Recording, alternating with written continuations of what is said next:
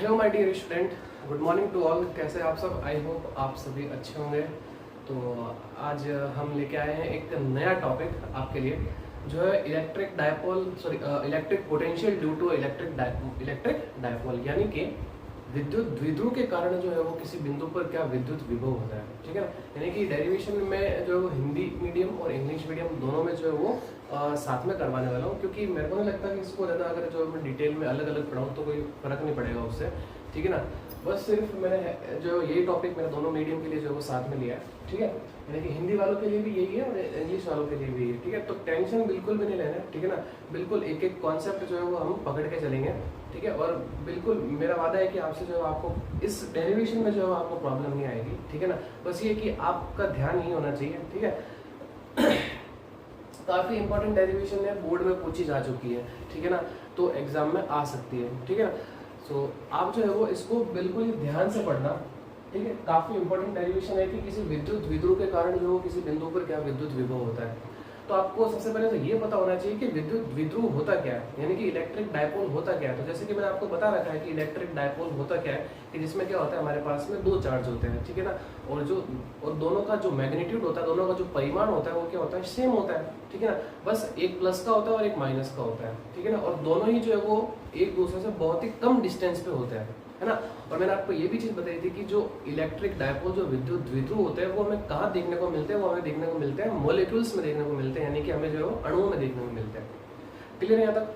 Okay. सो आज की class जो है वो काफ़ी इंपॉर्टेंट है। ठीक है ना? इसके बाद हम एक टॉपिक और पढ़ेंगे, वो आएगा हमारे पास में इक्वी पोटेंशियल सरफेस, यानी कि समविभव पृष्ठ। वो मैं अलग अलग से जो है वो इसको डिफाइन करूंगा, लेकिन ये एक डेरिवेशन है तो इसलिए जो है वो मैं इसको साथ में लेके चल रहा हूँ। क्लियर है? ओके। सो इलेक्ट्रिक डायपोल के बारे में बता दिया, विद्युत द्विध्रुव के बारे में बता दिया। तो हम क्या करेंगे, किसी एक पर्टिकुलर जो है वो जनरल पॉइंट हम जो है कंसिडर करेंगे और वहाँ पे हम चेक कर लेंगे कि क्या इलेक्ट्रिक डायपोल का मतलब क्या इलेक्ट्रिक पोटेंशियल का फॉर्मूला आने वाला है। ठीक है ना? फिर हम क्या करेंगे, मतलब एंगल, मतलब होता क्या है ना कि इसका जो फॉर्मूला निकल के आएगा वो सारा जो है वो एंगल पर डिपेंड करता है। ठीक है ना? अभी करेंगे तब सारी चीज़ें समझ में आ जाएगी। क्लियर? और फिर भी आपको अगर डाउट हो तो आप मुझे मैसेज कर देना। ठीक है ना? आप मुझे फ़ोन कर देना और वीडियो को जो है वो आप वापस से देख लेना। ठीक है? तो चलिए, तो अब हम स्टार्ट करते हैं अपना टॉपिक। फटाफट अपनी कॉपी और पेन निकाल लीजिए, शुरू करते हैं अपने आज की क्लास। यानी कि electric potential due to an electric dipole, यानी कि विद्युत द्विध्रुव के कारण क्या विद्युत विभव होता है। सबसे पहले मैं जो है वो यहाँ पे इलेक्ट्रिक डायपोल बनाऊंगा। ठीक है ना? तो अगर जिनको समझ में नहीं आ रखा है तो वो देख लीजिए एक बार वापस इलेक्ट्रिक डायपोल कैसा होता है। तो ये आपके पास में ये इलेक्ट्रिक डायपोल में होते क्या, दो चार्ज होते हैं ना, एक चार्ज ये रहा और एक चार्ज ये रहा हमारे पास में। क्लियर है? ओके। ये चार्ज आपके पास में माइनस क्यू होता है, ये आपके पास में चार्ज प्लस क्यू होता है। ये तो पता ही होगा आपको ना कि इलेक्ट्रिक डायपोल में कितने चार्ज होते हैं, दो चार्ज होते हैं, और दोनों ही जो है वो क्या होता है, सेम मैग्नीट्यूड के होते हैं, सेम परिमाण के होते हैं। बस उनकी जो प्रकृति होती है, उनका जो नेचर होता है वो अलग अलग होता है। एक पॉजिटिव होता है, एक नेगेटिव होता है। जैसे कि मान लो अगर ये 2 माइक्रोकूलम है, प्लस का 2 माइक्रोकूलम है, तो ये कितना होगा, माइनस का 2 माइक्रोकूलम का होगा। और दोनों जो है वो बहुत ही स्मॉल डिस्टेंस पर रखे होते हैं। अगर मैं आप इसको जो सेंटर कंसीडर करूँ तो मान लीजिए ये डिस्टेंस जो है वो यहाँ से यहाँ तक आपके पास में कितनी ए है, तो पीछे बची ये भी क्या होगी आपके पास में, ए ही होगी। मैंने आपको बताया था अगर टोटल डिस्टेंस की बात करें तो हम क्या हो जाएगी यहाँ, तो हमारे पास में यहाँ पे 2a हो जाएगी। क्लियर है? आप यहाँ पे a/2 भी ले सकते हो, ये a/2 भी ले सकते हो। मतलब आप बोल सकते हो कि ये आधी है तो इसको हम a/2 करते हैं, इसको a/2 करते हैं, कर सकते हो, कोई दिक्कत नहीं। लेकिन मैं इसको फ्रैक्शन में रखना चाहता, मैं इसको डिवाइड में रखना चाहता हूँ ताकि ये सही रहेगा कि a + a 2a हो जाएगा। तो 2a हम कहीं भी लिखेंगे तो हमारे लिए ईजी रहेगा ना। a/2 हमारे थोड़े जो मुश्किल रहेगा, ले सकते हो, कोई दिक्कत नहीं है। बस थोड़ा कैलकुलेशन में जो वो चेंजेस आएगा और कुछ नहीं है। ठीक है? ओके। चलिए, अब हम क्या करते हैं, कोई पॉइंट कंसीडर करते हैं। जैसे कि मान लीजिए मैंने जो है वो यहाँ पर कोई एक पॉइंट कंसीडर किया, ये एक पॉइंट। ठीक है? ये पॉइंट, ये कोई पॉइंट P है, इस पे जो है वो मुझे इलेक्ट्रिक पोटेंशियल यानी विद्युत विभव निकालना है। और मान लिया कि इस पॉइंट की जो डिस्टेंस है इसके सेंटर से इस पॉइंट की डिस्टेंस जो है वो कितनी है, वो है आपके पास में r। ठीक है? ये डिस्टेंस आपके पास में कितनी है, r है। तो इसका मतलब, और ये जो एंगल है, ये एंगल आपके पास में कितना, थीटा। तो अगर मैं आपसे पूछूं कि बताओ इस पॉइंट के जो है वो कोऑर्डिनेट क्या होंगे, तो कोऑर्डिनेट इसके क्या हो जाएंगे, r, थीटा। क्योंकि देखो ये कितने डिस्टेंस पे है, मतलब आपके पास में ये तो हो गया, आपके पास में x के लिए बात कर रहे हैं, x और y के कोऑर्डिनेट लिखते हैं। अरे समझ में आ रही चीज, हम किसके लिए लिखते हैं, x और y के कोऑर्डिनेट लिखते हैं, ठीक है। तो x से तो ये कितना है r, और y पे कितना है आपके पास में ये एंगल थीटा, तो इसका मतलब इसके कोऑर्डिनेट क्या हो गए r, थीटा। क्लियर है। तो अब हम क्या करते हैं, यहाँ पे कुछ कंस्ट्रक्शन करते हैं, कुछ रचना करते हैं कुछ इस तरीके से कि मैंने क्या किया कि ये पॉइंट जो है वो इससे मिला लिया, ठीक है ना। मान लीजिए यहाँ ये पॉइंट ए है और ये आपके पास में पॉइंट बी है। क्लियर। तो इसका मतलब यहाँ एक आपके पास में ये पॉइंट है और ये आवेश है, यानी ये चार्ज है, तो इसका मतलब इस चार्ज की वजह से इस पॉइंट पर कुछ तो विभव होगा, कुछ तो पोटेंशियल होगा। ओके, इस तरीके से इसको भी जो है मिला लो, इसको भी मैंने मिला। क्लियर। ये मैंने दे दिया इसको R1 नाम, इसको दे दिया मैंने क्या R2 नाम। बोलो क्लियर है, चीजें समझ में आ रही है, आई होप आप समझ पा रहे होंगे। ठीक है, मेरे पास में ये इलेक्ट्रिक डायपोल है, ये विद्युत द्विध्रुव है, इससे इस पॉइंट पे जो है मुझे क्या करना है, इलेक्ट्रिक पोटेंशियल कैलकुलेट करना है। मैं इसलिए मैंने ये पॉइंट लिया, आप कहीं पे भी ले सकते हो, मैंने ये लिया, मैं क्या करूंगा एक फॉर्मूला डेराइव कर लूंगा, ठीक है ना। फिर जो थीटा की वैल्यू होगी वो हम रखना है, क्योंकि देखो पॉइंट यहाँ पे भी हो सकता है, इसके अक्ष पे भी हो सकता है, इसके एक्सियल लाइन पे भी हो सकता है, इसके इक्वेटोरियल लाइन पे भी हो सकता है। तो मैंने क्या कोई एक जनरल पॉइंट जो है कंसिडर कर लिया। अब यहाँ जो है फॉर्मूला मेरे जो है थीटा और आर के फॉर्म में आएगा, ठीक है ना। तो जो डिस्टेंस होगी, जैसा एंगल होगा वैसे हम रख लेंगे और आंसर आ जाएगा। क्लियर है बात। ओके, अब मैं क्या कर रहा हूँ, इसको थोड़ा सा पीछे इंक्रीज कर रहा हूँ, इसको मैंने क्या किया थोड़ा सा जो है वो पीछे इंक्रीज किया, ठीक है। और मैंने क्या किया कि इस पॉइंट से यहाँ जो है वो एक परपेंडिकुलर ड्रॉ किया, ठीक है। ये मैंने क्या किया, यहाँ से परपेंडिकुलर ड्रॉ किया, यानी लंब डाला यहाँ पे, ठीक है। तो ये लंब आपके पास में हो जाएगा, ये देखो और एक सेम जैसा है जो है आप यहाँ पे भी परपेंडिकुलर ड्रॉ करो, एक लंब जो है वो आप यहाँ पे भी ड्रॉ कर दीजिए। तो ये आपके पास में हो जाएगा क्या M, और ये पॉइंट हो जाएगा आपके पास में क्या N। तो आपके पास में जो है दो ट्रायंगल बन जाएंगे। क्लियर। तो डायग्राम सबसे इंपॉर्टेंट होता है यहाँ पे, ये ध्यान रखना इलेक्ट्रिक डायपोल के लिए। तो ये इलेक्ट्रिक डायपोल हो गया, ये पॉइंट हो गया, जिसके सेंटर से डिस्टेंस कितनी हो गई, R हो गई, ठीक है। ये टोटल डिस्टेंस आपके पास में कितनी हो गई, R हो गई। इसको भी दे देते हैं कुछ नाम, ये आपके पास में O पॉइंट हो जाएगा। क्लियर है, ठीक। और फिर हमने क्या किया, इस पॉइंट, इस जो ये लाइन थी, इस लाइन को हमने क्या किया कि इसको थोड़ा सा पीछे जो है वो हमने इंक्रीज कर दिया। तो यहाँ से आपके पास में एक लंब यहाँ से डाला, एक लंब यहाँ से डाला, यानी कि परपेंडिकुलर जिसको आप बोलते हो, ठीक है ना। तो ये डायग्राम हमारे पास में नहीं है। अब हमें क्या करना है कि अब इसकी डेरिवेशन करनी है, ठीक है। तो सबसे पहले हम बात करते हैं, अब ध्यान से देखना, ये दो चार्ज है आपके पास में और ये एक पॉइंट है। तो आपको पता होगा कि जब किसी चार्ज के पास में कोई पॉइंट होता है तो वहाँ पे इलेक्ट्रिक पोटेंशियल होता है। तो इसका मतलब इस चार्ज की वजह से इस पॉइंट में कुछ इलेक्ट्रिक पोटेंशियल होगा, इस चार्ज की वजह से इस पॉइंट में इलेक्ट्रिक पोटेंशियल होगा। और आपसे पूछो कि बताओ इस पी पे टोटल पोटेंशियल कितना होगा, तो इसकी वजह से और इसकी वजह से, दोनों की वजह से होगा। आगे बात समझ में। ओके, अब स्टार्ट करते हैं अपन, ठीक है। चलिए, सबसे पहले बात करता हूँ मैं electric potential due to the charge minus Q. तो माइनस क्यू की वजह से जो इलेक्ट्रिक पोटेंशियल होगा वो क्या होगा, हम ऐसे भी बोल सकते हैं कि माइनस क्यू आवेश के कारण विद्युत विभव। तो वो मेरे पास में क्या हो जाएगा, ये हो जाएगा आपके पास में VA is equal to minus K Q. इसको मैं, क्योंकि ये K हो गया, KQ/R होता है फॉर्मूला। अरे किसी भी चार्ज की वजह से किसी पॉइंट पर फॉर्मूला क्या होता है, इलेक्ट्रिक पोटेंशियल का विद्युत विभव होगा KQ/R। तो ये आपके पास में Q आपके पास में दे देता है कितना, माइनस क्यू डिवाइडेड बाई आपके पास में कितना R1। ये आपके पास में होगी इक्वेशन नंबर 1। क्लियर है यहाँ तक। ओके, नाउ अब हम बात करते हैं electric potential due to the charge minus Q at P। ऐसा कर देते हैं ना, क्यू आवेश के कारण,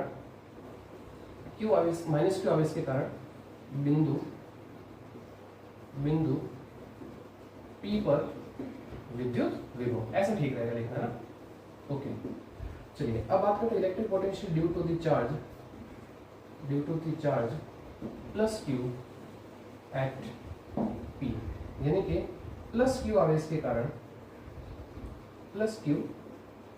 के कारण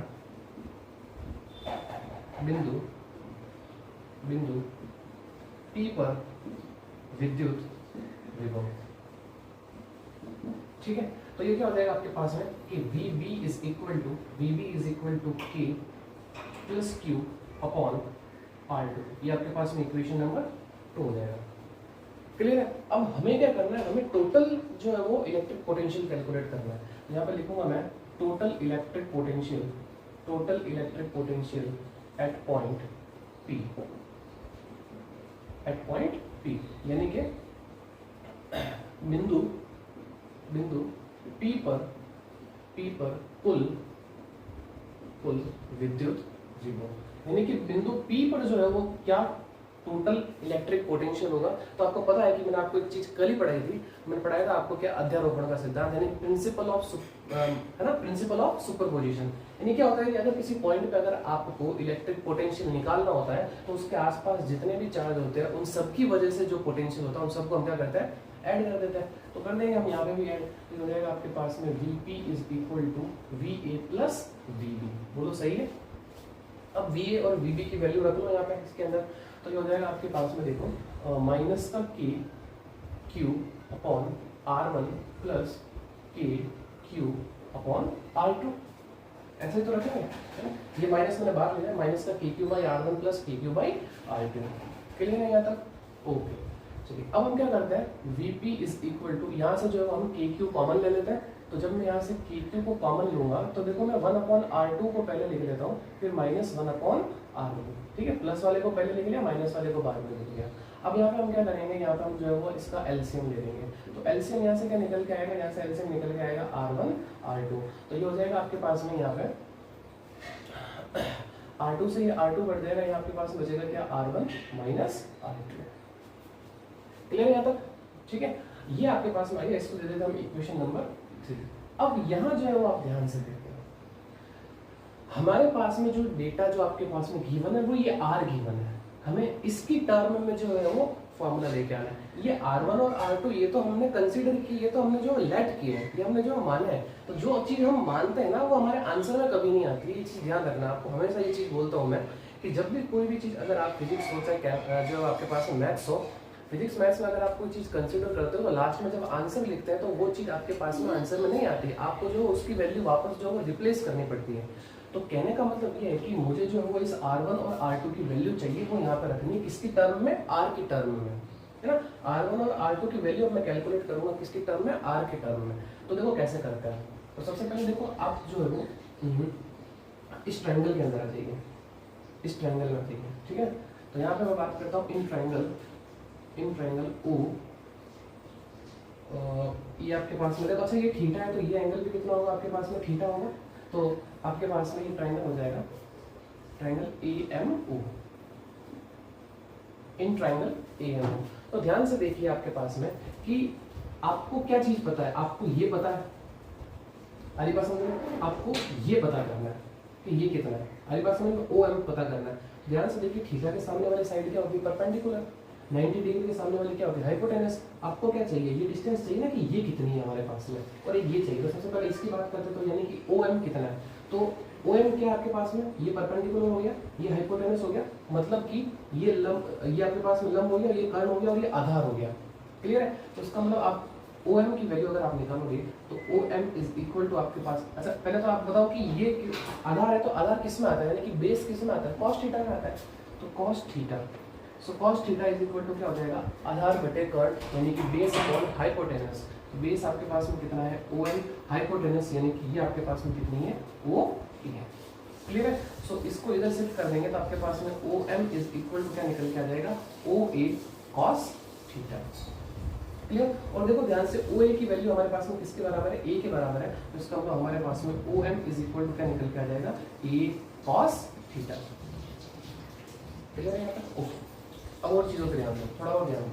इसी तरीके से देखो इन ट्रायंगल ये ले लो आपके पास में, देखो ये थीटा है ना, तो इसका मतलब हो जाएगा आपके पास में BNO।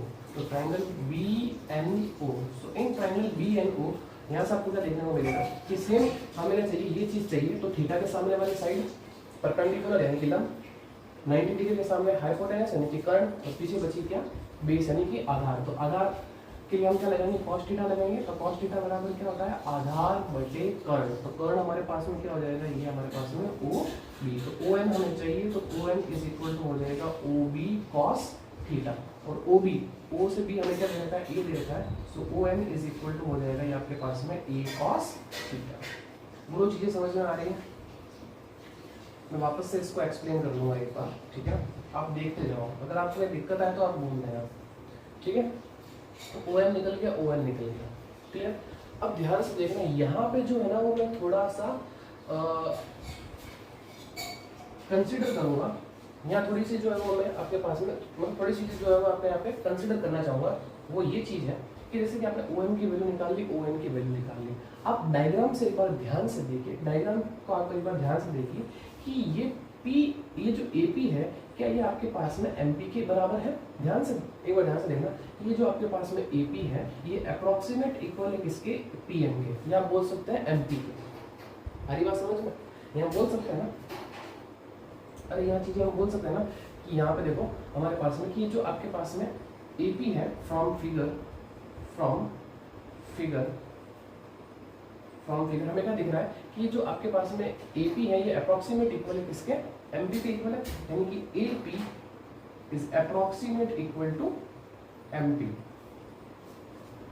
यही है, तो इसका मतलब हमें AP को ये लिख सकता हूँ कि OM प्लस OP, क्लियर। तो यानी कि मैं AP को क्या लिख सकता हूँ, OM प्लस OP ये लिख सकता हूँ। और ध्यान से देखो OM की वैल्यू हमने निकाल ली, या इसको ऐसे भी लिख सकते हो आप, OP प्लस OM, कोई दिक्कत नहीं। आप इसको ऐसे भी लिख सकते हो OP प्लस OM। तो आपके पास में क्या आ जाएगी, ये AP आ जाएगा, क्योंकि हमने यहाँ पे ये मतलब कंसीडर किया है कि फिगर से ऐसा दिख रहा है कि आपके पास में AP इज अप्रोक्सीमेट इक्वल है किसके, MP के। क्योंकि मैंने आपको बताया ये जितनी डिस्टेंस आपको दिख रही है ना उतनी होती नहीं है, क्योंकि डायग्राम को जो मुझे एक्सप्लेन करना है तो इसलिए मैंने इसको थोड़ा बड़ा करके लिखा है। बेसिकली आपको पता, मैं आपको बताया था जब मैंने ये इलेक्ट्रिक डायपोल पढ़ाया था पिछले वाले चैप्टर में, तो हाँ मैंने आपको ये चीज बताई थी कि जो इनके बीच की डिस्टेंस होती है वो माइक्रोमीटर में होती है, नैनोमीटर में होती है, एंगस्ट्रॉम में होती है। माइक्रोमीटर में तो बहुत कम देखने को मिलती है ना। इन दोनों के बीच की डिस्टेंस कितनी होती है, नैनोमीटर एंगस्ट्रॉम में होती है, यानी कि 10 की पावर -9 10 की पावर -10 तक होती है।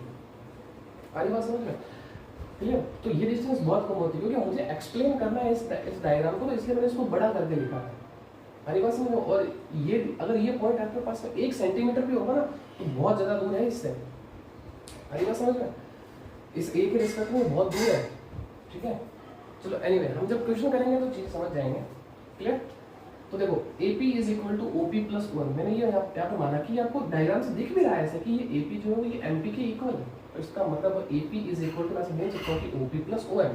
अब देखो OP, O से P ये किसके बराबर है, ये R के बराबर है। तो इसका मतलब आपके पास में यहाँ पे AP इज इक्वल टू क्या हो जाएगा, R प्लस OM। OM आपके पास में क्या हो गया, A cos थीटा। बोलो समझ में आया।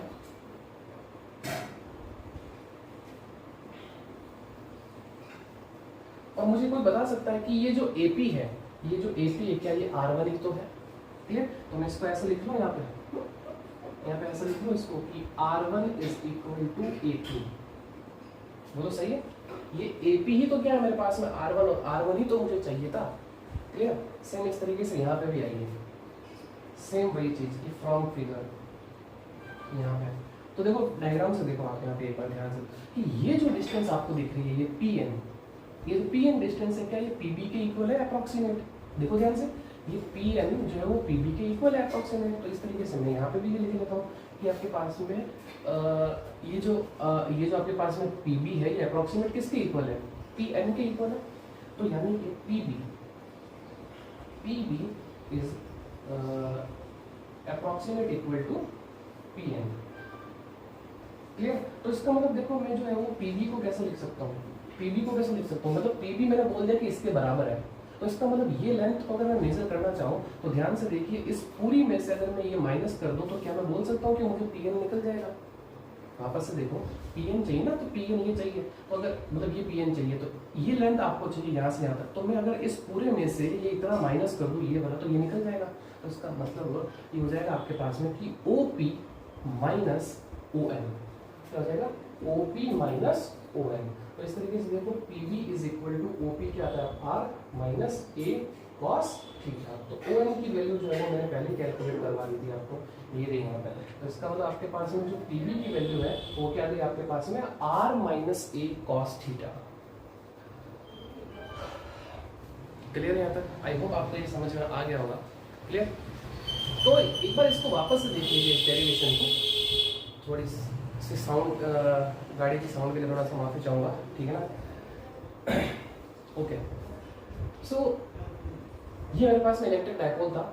इसकी वजह से मुझे जो इस पॉइंट पे इलेक्ट्रिक पोटेंशियल निकालना था, तो मैंने क्या किया कि इस इलेक्ट्रिक डायपोल से यहाँ एक पॉइंट कंसीडर किया P, इस जो क्या है r कॉमा थीटा है, जिसके जो निर्देशांक, इसके कोऑर्डिनेट क्या है r कॉमा थीटा। r तो ये डिस्टेंस होगी और कितने एंगल पे है, अगली बात समझ लो, ठीक है? ओके, तो अब मुझे क्या करना था, इसके सेंटर से बताना है कि क्या इस जो है वो इलेक्ट्रिक पोटेंशियल होता है। हम जब भी विद्युत द्विध्रुव इलेक्ट्रिक डायपोल की बात करते हैं, कुछ भी चीज़ निकालनी हो, हमें विद्युत क्षेत्र निकालना हो, हमें विद्युत विभव निकालना हो, यानी इलेक्ट्रिक फील्ड या इलेक्ट्रिक पोटेंशियल हमें कैलकुलेट करना हो, तो हम जो डिस्टेंस लेते हैं वो सेंटर से लेते हैं। क्लियर है बात? ओके, अब मैंने क्या किया कि इसको इससे मिला लिया, इसको भी इससे मिला लिया, क्योंकि ये R1 और ये R2 इनको नाम दे दिया, ठीक है? अब वही कि इस चार्ज की वजह से इस पॉइंट पे कुछ विभव होगा, कुछ पोटेंशियल होगा, इस चार्ज की वजह से भी होगा, तो वो लिख लिया हमने। फॉर्मूला हमें पता है कि ये हमारे पास में V A is equal to क्या हो जाएगा, के क्यू बाई आर हो जाएगा, और इस तरीके से V B is equal to क्या हो जाएगा, ये भी आपके पास में के क्यू बाई आर हो जाएगा। बोलो क्लियर है यहाँ तक? आई बात समझ में? चलिए आगे बढ़ते हैं। नाउ टोटल इलेक्ट्रिक पोटेंशियल अगर मुझे कैलकुलेट करना है पी पॉइंट पे क्या होगा, सो क्या करेंगे, इन दोनों को ऐड कर देंगे, तो Vp is equal to V A plus V B. बस करना कुछ नहीं, वैल्यू रखी, कॉमन लिया, और फिर मैंने R1 और R2 की वैल्यू के लिए R1 और R2 निकालना था। तो ये जो आपके पास में जो PV निकल के आया, एक्चुअली में किसकी वैल्यू है, ये किसकी वैल्यू है, R2 की तो वैल्यू है, ये PV है ना, R माइनस।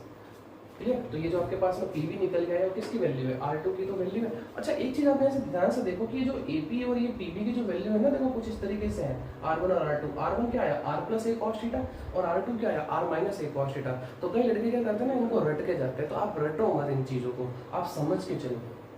आ रही बात समझ में? बिल्कुल बहुत ही ईजी है। एक ट्राइंगल ये ले लिया, एक ट्राइंगल ये ले लिया, दोनों में जो है वो OM और ON की वैल्यू हमने कैलकुलेट कर ली, क्योंकि हमें ये चाहिए और ये चाहिए, हमें ये नहीं चाहिए। ये चाहिए होता तो हम क्या करते हैं, साइन थीटा लगाते हैं, ठीक है ना? ओके, आगे बढ़े। फिर हम फिगर से क्या किया कि इस AP को अप्रोक्सीमेट इक्वल किया इसके, AP is approximate equal to MP। इस तरीके से आपके पास में ये PB या BP जो भी बोल दो आप, ये किसके इक्वल है, PN के। क्लियर? सो पहले इसको नोट करिए, क्योंकि अब मेरे पास में जगह है नहीं, तो फिर मैं आगे बढ़ूंगा, तो फटाफट पहले इसको नोट करिए, फिर हम आगे बढ़ते हैं, ठीक है? So pause the video and note down. तो फटाफट जो आप इसको नोट करिए। ओके, अगर अब आपने नोट कर लिया है तो हम आगे बढ़ते हैं। जैसे कि आपको पता होगा कि हमने R1 और R2 की वैल्यू निकाली। R1 की वैल्यू क्या निकल गई, R प्लस ए कॉस थीटा, और R2 की वैल्यू क्या निकल गई, R minus A cos theta. चलिए अब आगे बढ़ते हैं हम। अब वही हमारा जो वो इक्वेशन थर्ड लेते हैं, फ्रॉम इक्वेशन थर्ड हमारे पास में क्या थी कि जो Vp था वो हमारे पास में क्या था, के Q multiply R1 minus R2 upon R1 into R2। ये हमारे पास में इक्वेशन थी। अब हम क्या करते हैं, R1 और R2 की वैल्यू रखते हैं, ठीक है? सो R1 और R2 की वैल्यू रखो, सो Vp इज इक्वल टू हो जाएगा आपके पास में के क्यू मल्टीप्लाई R1। सो R1 देखो आपके पास में क्या था, R1 था आपके पास में R प्लस ए कॉस थीटा, फिर माइनस R2 आपके पास में क्या था, R minus A cos theta. वो तो सही है। फिर डिवाइडेड बाई R1 की वैल्यू रखेंगे R प्लस ए कॉस थीटा, और इस तरीके से R2 की वैल्यू रखेंगे R minus A cos theta. बोलो सही है। अब इस तरीके से देखो आप ध्यान से कि ये R से ये R आपका कैंसिल आउट हो जाएगा, ठीक है? और माइनस मिलके प्लस हो जाएगा, और आपके पास में क्या हो जाएगा, ए कॉस थीटा प्लस ए कॉस थीटा, यानी कितना, 2 ए कॉस थीटा। तो इसका मतलब Vp इज इक्वल टू हो जाएगा के Q multiply 2 A cos theta divided by. अब यहाँ ध्यान से देखो आप, यह एक आइडेंटिटी लग रही है, a plus B A minus B, है ना? a plus B multiply a minus B. तो क्या आइडेंटिटी होती है, a square minus B square. तो हो जाएगा आपके पास में a स्क्वायर माइनस, यानी r square minus a square cos square theta. बोलो समझ में आया? ओके। अब एक चीज और यहाँ पे ध्यान से देना, यहाँ जो एजम्पशन है ना, यहाँ एक अभिधारणा है, वो ये अभिधारणा है कि यदि इफ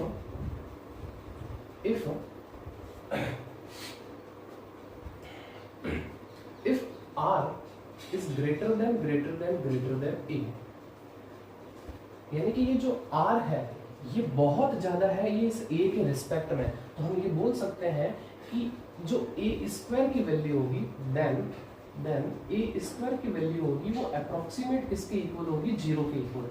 क्योंकि मैंने आपको एक चीज बताई थी कि ये जो डिस्टेंस होती है ये माइक्रो मतलब नैनोमीटर और एंगस्ट्रॉम में होती है, मतलब बहुत छोटी। और अगर मान लो ये डिस्टेंस अगर 1 सेंटीमीटर भी हुई तो मुझे बताओ नैनोमीटर और एंगस्ट्रॉम में कितना फर्क है, 10 की पावर जो है वो कम से कम 8-9 का फर्क है। आ रही बात समझ में? तो सेंटीमीटर और नैनोमीटर में बहुत फर्क है, एंगस्ट्रॉम में भी बहुत ज्यादा डिफरेंस है। आ रही बात समझ में? तो न कि ये सेंटीमीटर और मिलीमीटर है, तो सेंटीमीटर मिलीमीटर तो बहुत पास में है, लेकिन नैनोमीटर की बात कर रहे हैं ना, ये तो मैंने आपको पहले बताया था डिस्टेंस बहुत कम होती है, बहुत कम होती है, मॉलिक्यूल्स के अंदर होती है, अणुओं में होती है। तो ए स्क्वायर को हम क्या मान सकते हैं, लगभग 0 मान सकते हैं। तो इसका मतलब ये वैल्यू हमारे पास में क्या हो जाएगी, कैंसिल आउट हो जाएगी। बोलो सही है, समझ में आ रही चीजें क्लियर? ओके, तो आपके पास में देखो फिर ये क्या हो जाएगा, Vp इज इक्वल टू ये हो जाएगा आपके पास में KQ into 2A cos theta. अच्छा, इसको मैं थोड़ा सा चेंज करता हूँ, ध्यान से देखना, इसको ना मैं थोड़ा सा चेंज करता हूँ, मतलब चेंज करने का मतलब कुछ नहीं है। Vp इज इक्वल टू, ध्यान से देखो, तो मैं इस Q इंटू 2A को साथ में लिखता हूँ, सो K into Q into 2A और फिर ये cos थीटा और फिर डिवाइडेड बाई ये आपके पास में आर स्क्वायर माइनस 0, यही तो ना, ये 0 हो जाएगा तो पूरे से मल्टीप्लाई करोगे तो वो 0 हो जाएगा। सो आर स्क्वायर माइनस 0। मुझे एक चीज बताइए कि ये Q इंटू 2A क्या होता है, याद आ रहा है कुछ? इलेक्ट्रिक डायपोल मोमेंट, विद्युत द्विध्रुव आघूर्ण होता है ये। सो Vp इज इक्वल टू ये हो जाएगा आपके पास में K इंटू P और फिर अपॉन आर स्क्वायर और फिर ये cos थीटा। ये होता है आपके पास में किसी भी पॉइंट पर विद्युत विभव यानी इलेक्ट्रिक पोटेंशियल का formula, Kp by R square into cos theta. यानी कि यहाँ पे मैंने जो है वो ये P जो लिखा है ना, ये P आपके पास में क्या, Q इंटू 2A, और इसको आप क्या बोलते हो, इलेक्ट्रिक डायपोल मोमेंट, यही तो बोलते हैं इसको, यानी कि विद्युत द्विध्रुव आघूर्ण, विद्युत द्विध्रुव आघूर्ण, यही तो बोला जाता है इसको। समझ में आ रही है चीजें? ओके, यानी कि ये होता है आपके पास में विद्युत द्विध्रुव आघूर्ण।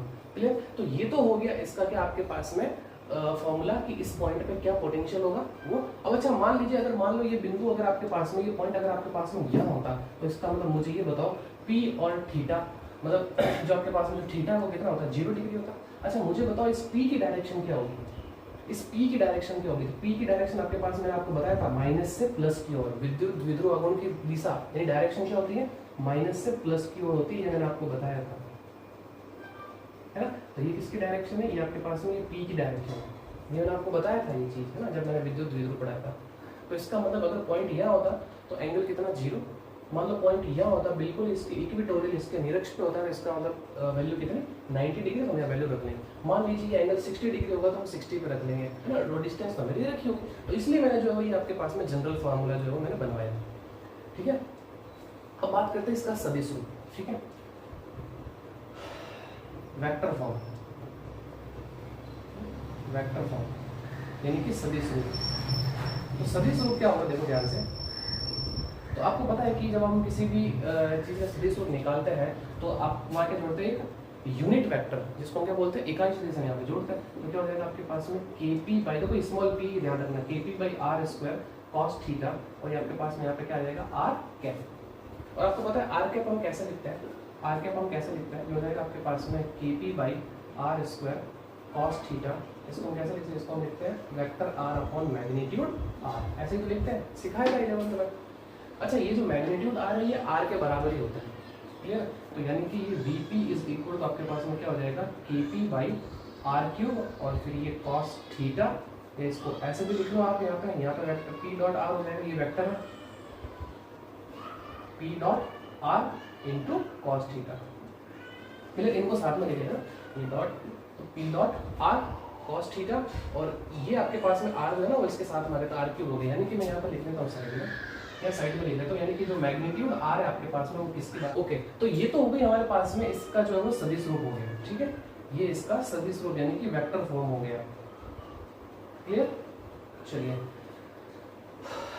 अब बात करते हैं कि मान लीजिए अगर पॉइंट अगर यहाँ पे और एक्सिस पे हो और इक्वेटोरियल पे हो तब क्या होगा, ठीक है। तो दो केस यहाँ पे बनते हैं, दो केस यहाँ पे बनता है। सबसे पहले फर्स्ट केस क्या बनता है कि when theta is equal to 0, theta is equal to 0 यानी कि हम कहाँ पे बात कर रहे हैं, अक्ष पे बात कर रहे हैं ना, एट एक्सिस यानी अक्ष पर, किसके, विद्युत द्विध्रुव के अक्ष पर। तो थीटा 0 वैल्यू रखो आप यहाँ पे, तो इसका मतलब इसका परिमाण क्या निकल के आएगा, kp बाई आर स्क्वायर और cos 0, तो आपके पास में vp इज इक्वल टू हो जाएगा kp by R square, clear ना। अब बात करते हैं when theta is equal to 90 यानी कि एट इक्वेटोरियल यानी कि निरक्ष पर, निरक्ष पर क्या होगा, तो आपके पास में vp इज इक्वल टू हो जाएगा kp बाई आर स्क्वायर और फिर cos 90, और cos 90 की वैल्यू कितनी होती है 0। तो इसका मतलब हमेशा ये ध्यान रखना किसी भी द्विध्रुव किसी भी इलेक्ट्रिक डायपोल के निरक्ष पर यानी कि इक्वेटोरियल लाइन पे हमेशा इलेक्ट्रिक पोटेंशियल कितना होता है, 0 होता है। आई होप आप समझ पा रहे होंगे, क्लियर। तो ये डेरिवेशन थी बहुत ही इंपॉर्टेंट है, ये एग्जाम में कम से कम मैं आपको बताऊं 3 से 4 नंबर में पूछी जाती है, ठीक है ना।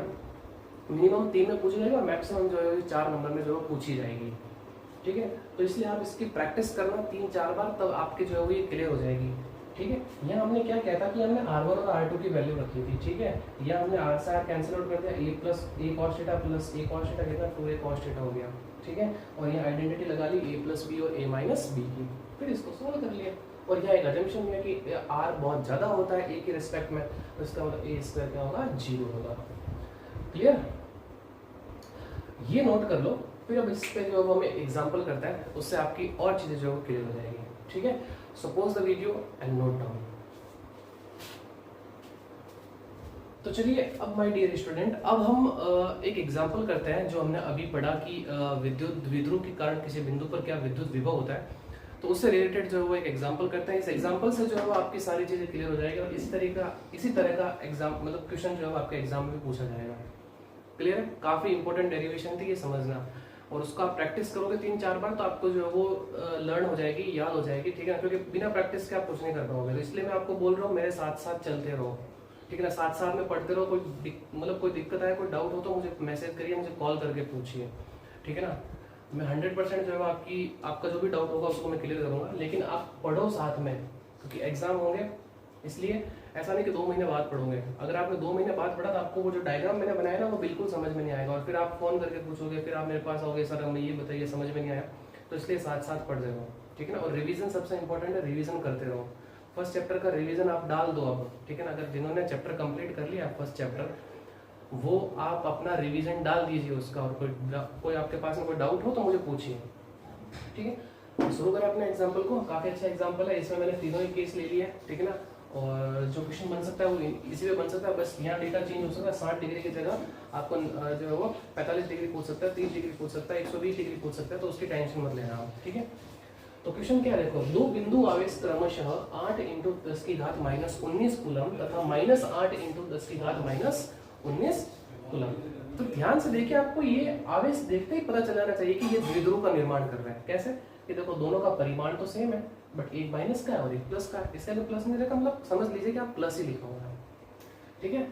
तो ये द्विध्रुव है, तो परस्पर 2 एंगस्ट्रॉम की दूरी पर स्थित है। इस द्विध्रुव से 4 × 10⁻6 मीटर दूरी पर स्थित विद्युत विभव ज्ञात कीजिए, ठीक है। तो ये तो आपको आवेश की वैल्यू दे दी, ये आपको उनके दोनों के बीच की दूरी दे दी, और ये आपको जो वो दूरी दी है जहाँ पे आपको विद्युत विभव कैलकुलेट करना है, यानी कि ये वो P पॉइंट है जिस पे आपको विद्युत विभव निकालना है।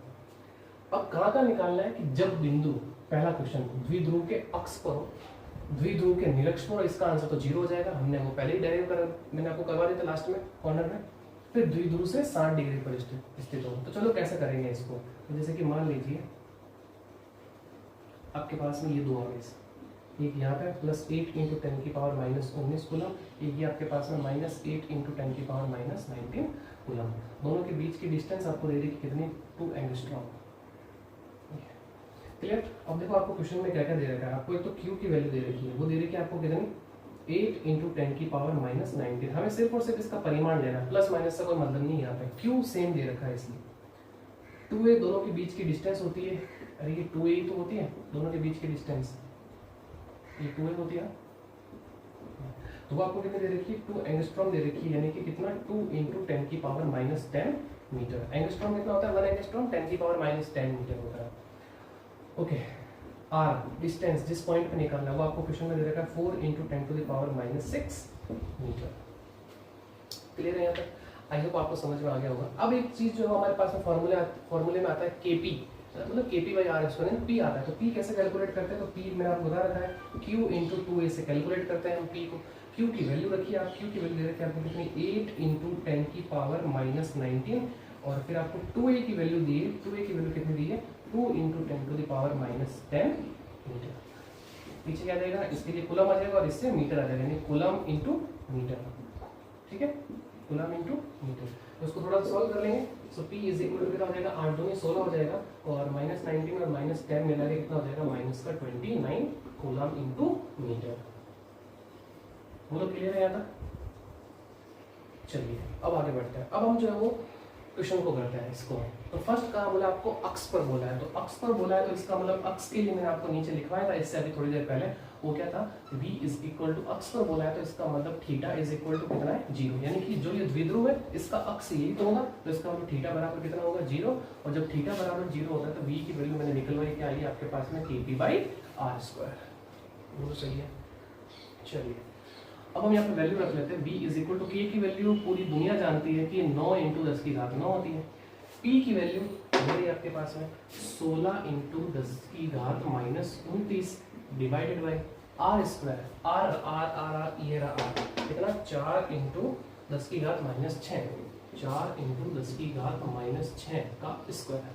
तो चलिए v इज इक्वल टू 9 × 16 × ये कितना हो जाएगा, 10⁻20 हो जाएगा, और हो जाएगा 29, ऐसे 9 चला जाएगा तो -20 बटे 4 × 16, और 6 की घात कितनी, -12। तो यहाँ से आप देख लीजिए ये 16 से ये 16 आपका जो है वो कैंसिल आउट हो जाएगा।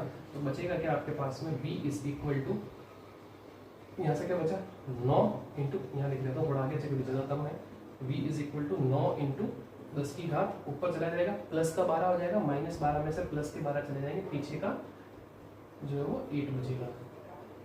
आपका आंसर कितना निकल के आया, v is equal to 9 × 10⁻8 volt. ये इसका आंसर है। ओके, अब बात करते हैं सेकंड के लिए आपको क्या बोला है, थीटा इज इक्वल टू 90, और जब भी थीटा इज इक्वल टू 90 हो, आंसर हमेशा क्या निकल के आएगा, 0 निकल के आएगा। क्लियर, वो मैंने फिर से करवा दिया, क्योंकि cos 90 की वैल्यू कितनी होती है, 0 होती है, तो आंसर 0 हो जाएगा। नाउ थर्ड में आपको बोला है थीटा इज इक्वल टू 16, तो v इज इक्वल टू क्या होता है, KP/R² × cos 60, यही तो होगा, KP/R² × cos 60। k की वैल्यू रख लेंगे हम यहाँ पे, so v is equal to 9 × 10⁻9, p की वैल्यू रख लेंगे हम यहाँ से 16 × 10⁻29 डिवाइडेड बाई R², यानी 16 × 10⁻12 इंटू cos 60 की वैल्यू कितनी होती है, 1/2 होती है। तो चलिए 16 से 16 कैंसिल आउट, 9 को 2 से डिवाइड करोगे तो आंसर कितना आएगा, 4.5 यानी 4.5 इंटू, अब देखिए 29 और प्लस का 9 है ना, 29 प्लस का 9, तो पीछे कितना, माइनस का 20, ये ऊपर जाएगा प्लस का 12, माइनस का 20 प्लस का 12, पीछे कितना बचा, 10⁻⁻8 वोल्ट। सो ये इसका आंसर है। तो आई होप अब आप जो है वो क्वेश्चन कर लोगे, अब आप बिल्कुल ही क्लियर हो चुके हो, अब आपको बिल्कुल समझ में आ चुका है कि हम कैसे क्वेश्चन करेंगे जब हमारे पास में कोई विद्युत द्विध्रुव दे रखा होगा और उससे हमें किसी पॉइंट पर जो है वो विद्युत विभव निकालना है।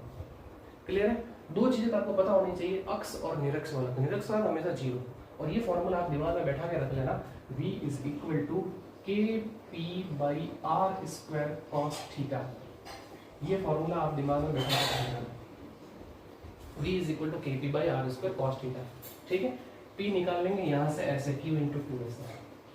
क्लियर। तो आज की क्लास इतनी, क्योंकि काफ़ी लंबी हो चुकी क्लास है ना, आधे घंटे से ऊपर जा चुकी है, तो इसलिए मैं समझो प्रश्न अगले क्लास में जो स्टार्ट करूँगा। तो आई होप आपको अब डेरिवेशन और क्वेश्चन समझ में आ गए होंगे कैसे करने हैं।